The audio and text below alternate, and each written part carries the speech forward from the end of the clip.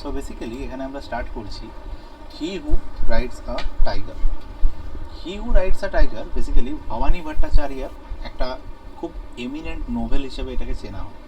ঠিক আছে, তো এই ভিডিওটা আমরা দুটো পার্টে কমপ্লিট করব। First of all, he who rides a tiger এটা একটা ফাইটের গল্প এগেনস্ট দ্য সোশ্যাল ফোর্সেস, যেটা কিনা কাস্ট, ক্লাস, ট্রেডিশন এর এগেনস্টে একটা ফাইট নিয়ে কিন্তু এই গল্পটা রয়েছে। তো এক্ষেত্রে ফার্স্টে আমরা এটা জেনে নেবো যে ভবানী ভট্টাচার্য কে ছিলেন। হি ওয়াজ এ নোভেলিস্ট, একজন ইন্ডিয়ান ইংলিশ লিটারেচারের মধ্যে একজন নভেলিস্ট এনাকে চেনা হয়। অ্যান্ড এনার যে ফিকশন, মানে এনার যে রাইটিং, তার মধ্যে রিয়েলিস্টিক ফিকশন আমরা খুব বেশি দেখতে পাই।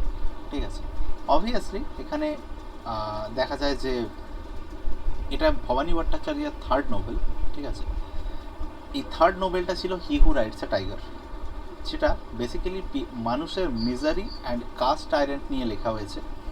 যখন বেঙ্গল ফ্যামাইন হয়েছিল 1983-তে, সেই সময় কিন্তু এটা লেখা হয়েছে। অ্যান্ড এই সময় এটা কিন্তু হিন্দু অর্থোডক্সির ওপরে একটা খুব বিচ্ছিরি স্যাটায়ার হিসেবে এটা কাজ করে। ঠিক আছে, স্যাটায়ার মানে ব্যঙ্গোক্তি বলা যেতে পারে। হি হু রাইডস আ টাইগার অবশ্যই সেই নোভেলের একটা টাইটেল, যেটা 1952-তে উনি লেখা স্টার্ট করেছিলেন। অ্যাকচুয়ালি 1952-তে হয়েছিল এটা। তো এটা বেসিক্যালি এই কথাটা থেকে এই নোভেলটা প্রচণ্ড পরিমাণে বলা যেতে পারে যে ইনফ্লুয়েন্সড। কথাটা হচ্ছে he who rides the tiger cannot dismount. এমন কেউ একজন যে টাইগারকে রাইড করে, সে কিন্তু টাইগার থেকে নামতে পারে না। এই কথাটার মানে এটা যে ততটা অবধি রিস্ক নেওয়া উচিত যতটা কন্ট্রোলের মধ্যে রাখা যায়। তার থেকে বেশি নিলে সেই রিস্কটা কখনো সরিয়েই দেওয়া যায় না, সেটার সাথেই গোটা লাইফ থাকতে হয়। এখানে যিনি রয়েছেন তিনি হচ্ছেন কালো। কালো হচ্ছে প্রোটাগনিস্ট অফ দ্য নোভেল। ইনি এখানে টাইগারটা রাইড করছেন এবং তিনি সোসাইটিকে অ্যাভেঞ্জ করতে চাইছেন, কারণ ইনি দেখতে পাচ্ছেন যে টাইগার থেকে নামাটা এখানে তার পক্ষে হয়ে যাচ্ছে অসম্ভব। এখানে বাকি কিছু জিনিস আমি নোটস হিসেবে অলরেডি এখানে দিয়ে দিয়েছি, তো এটা আমি অলরেডি পিডিএফ করে কিন্তু প্রোভাইড করে দেবো। ঠিক আছে, আর জাস্টিফিকেশন অফ দ্য টাইটেল এটা আমরা লাস্টে আসবো। তো আর এছাড়া এর যে থিমস বা যা সমস্ত রয়েছে সেগুলো আমরা লাস্টে দেখব। এখন আপাতত আমরা স্টোরিটার উপরে ফোকাস করব। বেসিক্যালি এখানে এই স্টোরিটা যখন স্টার্ট হয় তখন এখানে যে মেন ক্যারেক্টার বা এর যে চিফ ক্যারেক্টার, সে হচ্ছে আমাদের কালো। এটা মাথায় রাখতে হবে, কালো হচ্ছে আমাদের চিফ ক্যারেক্টার। ঠিক আছে, এবং কালোর একটা ওয়াইফ রয়েছে, মানে কালো বিবাহিত অবশ্যই, তার একজন ওয়াইফ রয়েছে। এই ওয়াইফ একজন চাইল্ডকে এখানে গিভ বার্থ করছে। ঠিক আছে, মানে জন্ম দিচ্ছে। যখন চাইল্ডকে জন্ম দিচ্ছে তখন আমাদের দেখা যাচ্ছে যে তার একটা ডটার রয়েছে অলরেডি। তো যে ডটার রয়েছে তার নাম হচ্ছে কি, যে ডটার রয়েছে তার কালো, আর তার ওয়াইফের যে ডটার রয়েছে তার নাম হচ্ছে চন্দ্রলেখা। ঠিক আছে, চন্দ্রলেখা। এই চন্দ্রলেখার প্রতি প্রচণ্ড পরিমাণে অ্যাফেকশন কিন্তু কালোর রয়েছে। ঠিক আছে, চন্দ্রলেখা এখানে বেশ সুন্দর দেখতে, খুব বিউটিফুল ছিল। ঠিক আছে, তার মা যেরকম বিউটিফুল ছিল সেরকম চন্দ্রলেখাও কিন্তু খুব বিউটিফুল ছিল। অ্যান্ড রূপের দিক থেকে বা তার যে বলতে পারিস যে ফিজিক্যাল, মানে তার যে ফিজিক্যাল অ্যাটায়ার, সেদিক থেকে তার বাবার ঠিক উল্টো ছিল। ঠিক আছে, লোকজন কমেন্ট করতো he is iron all over, 3 modes of metal with 1 tender spot at his top and that spot is লেখা। অ্যাকচুয়ালি বলতে চাইছে যে লোকজন যে কমেন্ট করতো সেই কমেন্টটা হচ্ছে আমাদের এই যে কালো, এই কালো হচ্ছে অ্যাকচুয়ালি পুরো সত্যি, মানে বলতে গেলে হি ওয়াজ ভেরি ডার্ক। ঠিক আছে, অ্যান্ড বলতে গেলে তার লাইফে যদি কোনো রকমের কোনো শাইনিং অবজেক্ট ছিল, বা তার লাইফে যদি কোনো রকমের কোনো বেটার অবজেক্ট ছিল, তো সেটা কিন্তু ছিল চন্দ্রলেখা। অ্যান্ড লোকজন এটাই বলতো যে Chandralekha was the only thing that Kalo can be happy of. Chandralekha একমাত্র সেই জিনিস যেটাতে কালো হ্যাপি হতে পারত। ঠিক আছে, তার মেয়ে। এবার বলা হচ্ছে কালোর খুব বিশ্বাস ছিল তার নিজের লাইফের প্রতি, কারণ এই সময় কাস্ট হায়ারার্কি প্রচণ্ড পরিমাণে যাচ্ছিল তার স্পিরিটের মধ্যে। কাস্ট হায়ারার্কি বলতে কাস্টিজম। ঠিক আছে, কাস্টিজম, এই কাস্টিজমকে এখানে একটা কিন্তু সোশ্যাল ইভিল হিসেবে দেখানো হয়েছে। কাস্টিজমকে কিন্তু একটা সোশ্যাল ইভিল হিসেবে এখানে কিন্তু দেখানো হয়েছে, এটা মাথায় রাখতে হবে। ঠিক আছে, আচ্ছা, জাস্ট এক সেকেন্ড। তো এই কাস্টিজমকে সোশ্যাল ইভিল হিসেবে দেখানো হয়েছে বুঝলাম। এবার দেখবো বলা হচ্ছে যে দ্য কাস্ট, আচ্ছা, an interesting point is that people from other communities also seek his advice. একটা ইন্টারেস্টিং পয়েন্ট হলো এটা যে অন্যান্য কমিউনিটিজের যে লোকজন তারাও কিন্তু তার অ্যাডভাইস চাইতে আসতো এখানে, ঠিক আছে। তার নিজের যে কমিউনিটির লোক এবং বাকি কমিউনিটির যে লোকজন তারা এখানে তাকে খুব ট্রাস্ট করতো, ঠিক আছে। যখনই একটা ফেস্টিভ ডে এখানে সেলিব্রেট করা হতো, ফেস্টিভ ডে বলতে যখনই একটা উৎসব সেলিব্রেট হতো তখনই কিন্তু তার কাছে কিন্তু কোনো না কোনো কথা বলতে বা কথা শুনতে লোকজন আসতো। আর কোয়ারেল টু সেটেলড, একটা কোয়ারেল অবশ্যই এখানে সেটেল হওয়ার জন্য এখানে ছিল। Or a death to be mourned, তার মানে যদি কোনো ঝগড়া হয় বা যদি কোনো মৃত্যু হয় সব কিছুর জন্য কিন্তু এখানে লোকজন আসতো তার কাছে কথা শোনার জন্য, ঠিক আছে। তার যে কথাগুলো ছিল সেগুলো ছিল শান্ত এবং সেগুলো ছিল ওয়াইজ, ওয়াইজ বলতে বুদ্ধিমান, বুদ্ধিমানের মতো কথাবার্তা বলতো। তার যে ডিসিশন ছিল সেই ডিসিশনের মধ্যে একটা ফাইনালিটি ছিল। ফাইনালিটি মানে সে ফাইনাল ডিসিশন মানুষকে দিতে পারে, তার মানে সে খুব স্ট্রেট ফরওয়ার্ড মানুষ ছিল এবং তার কনফিউশনের কোনো জায়গা ছিল না জীবনে, ঠিক আছে। এখানে একটা পজিটিভ অ্যাসপেক্ট দেখানো হয়েছে এই ক্যারেক্টারটা, পজিটিভ অ্যাসপেক্ট দেখানো হয়েছে এই ক্যারেক্টারটা। His strength seemed based on an inner metal which people recognized and they know Kalu could be relied upon. তার যে স্ট্রেংথ, তার যে ইনার স্ট্রেংথ, সেই ইনার স্ট্রেংথ কিন্তু লোকজন এখানে খুব ভরসা করত এবং তারা খুব ভালো করে জানতো যে কারো ওপর ভরসা করি না করি কালোর ওপরে কিন্তু ভরসা করা যায় চোখ বন্ধ করে। যদিও এখানে তারা এই কথাটার ভ্যালিডিটি কখনো বুঝতে পারতো না বা এই কথাটা কিভাবে করা হবে সেটা বুঝতে পারতো না, সোশ্যাল অর্ডারটা কি সেটা তাদের কখনো মাথায় ঢুকতো না। কালো এই সোশ্যাল অর্ডারকে কখনো কোয়েশ্চেন করেনি। সে সবসময় ভাবতো যে অনেস্টি মানে সততা, হার্ডওয়ার্ক মানে বলা যেতে পারে যে প্রচণ্ড পরিমাণে খেটে কাজ করা, অ্যান্ড ফেথ ইন ল এবং আইন কানুনের প্রতি বিশ্বাস, এই জিনিসগুলোই হচ্ছে তার মেন লক্ষ্য, মানে তার প্রধান লক্ষ্য এগুলোই ছিল। He is a man of accepted convention.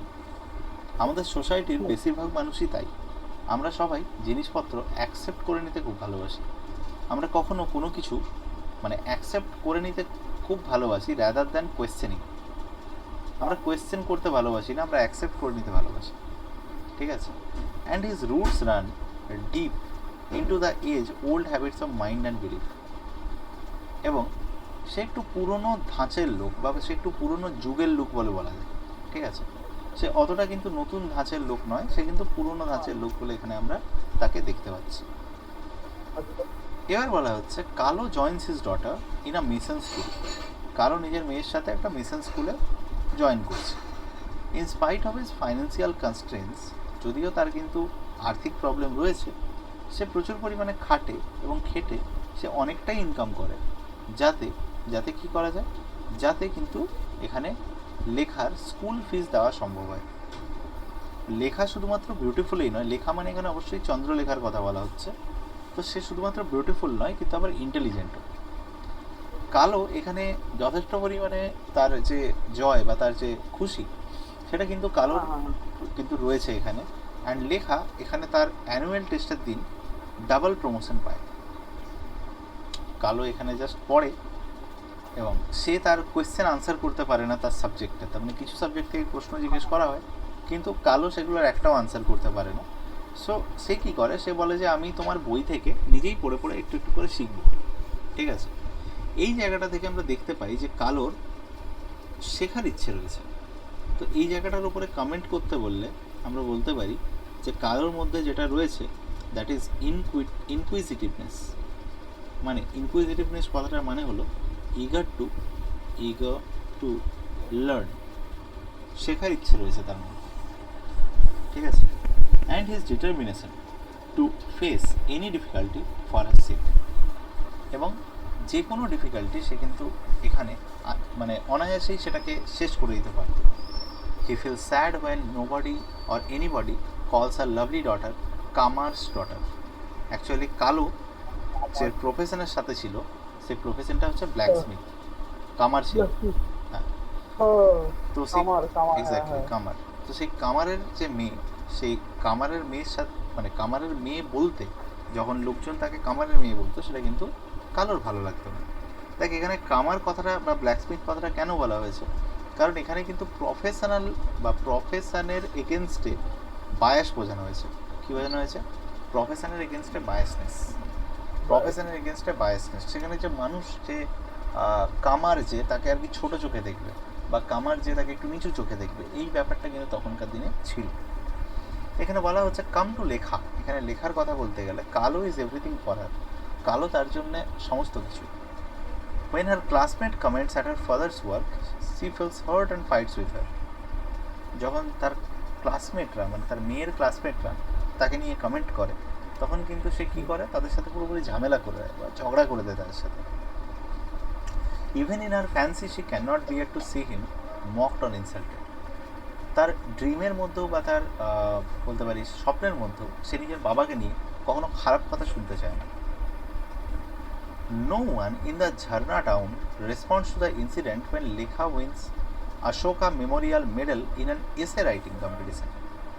একদিন একটা এসে রাইটিং কম্পিটিশন হয়েছিল, সেখানে এই টাউনটার নাম হলো ঝর্ণা টাউন।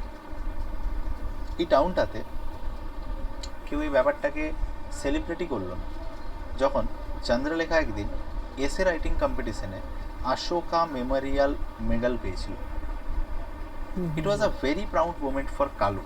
তো কালো এতে কিন্তু খুব খুশি হয়েছিল লেখার এই অ্যাচিভমেন্টে, এবং সে কী করেছিল, সে করেছিল যে এই নিউজ পেপারে যখন এই লেখার নাম এসেছিল তখন সেগুলোকে নিউজ পেপারের জায়গাগুলোকে কেটে কেটে সে কিন্তু প্রিজার্ভ করেছিল, নিজের কাছে জমিয়ে রেখেছিল।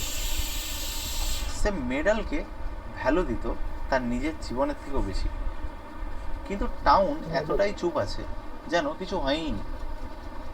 ব্যাপারটা কি হচ্ছে, ব্যাপারটা এই জিনিসটা কালোর মনের মধ্যে আস্তে আস্তে হেট্রেড জমা করছে। কেন? কারণ এখানে আমরা দেখতে পাচ্ছি যে হায়ার কাস্ট পিপল যারা তারাই অনলি লাইটে থাকতো, rather than lower caste people যারা, তাদেরকে কিন্তু এখানে কোনোভাবেই তাদের কিন্তু নিচু চোখেই দেখা হতো।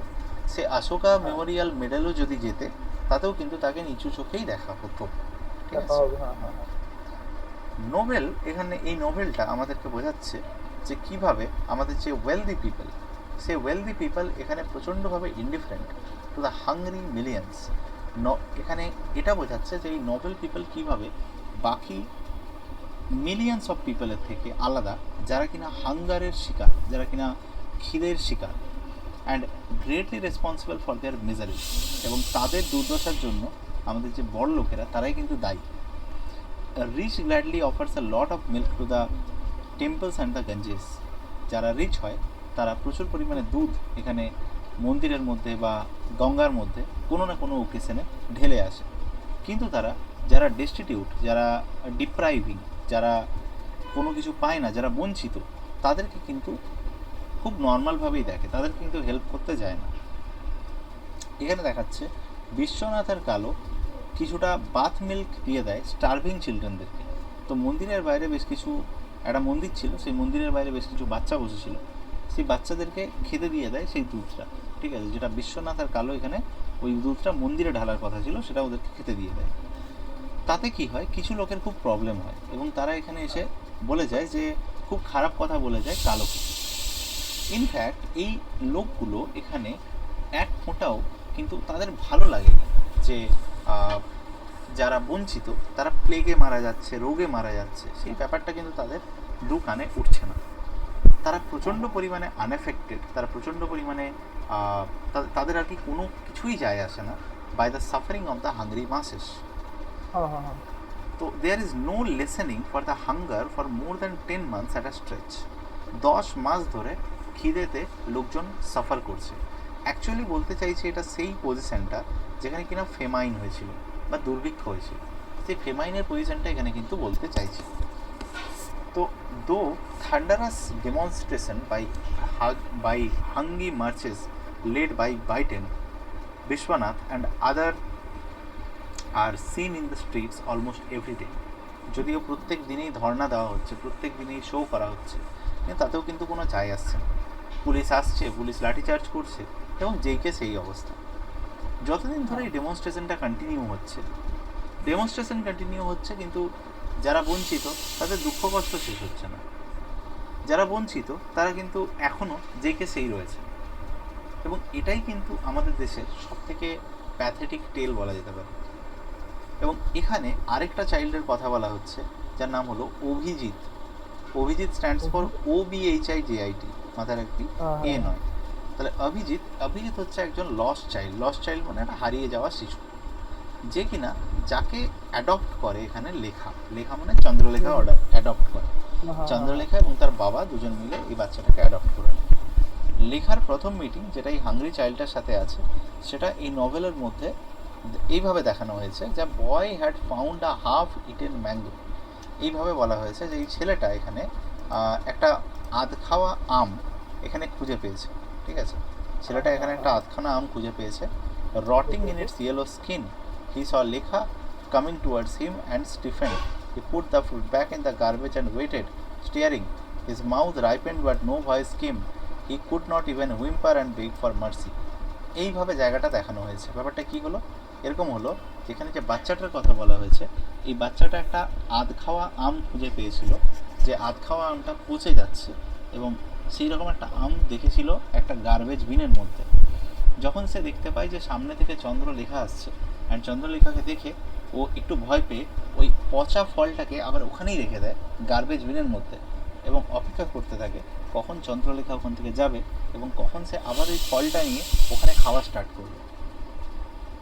কিছুক্ষণ দেখার পর সে আর কোনো কথা বলে না, তো হাঁ করে তাকিয়ে থাকে, এবং কিভাবে ক্ষমা চাইবে সেটাও কিন্তু সে আজকে খুঁজে পায় না। তো এই ভিডিওটা এতটা অবধি রাখছি। পরের ভিডিওতে যেটা আমরা অপশন 2 থেকে দেখব,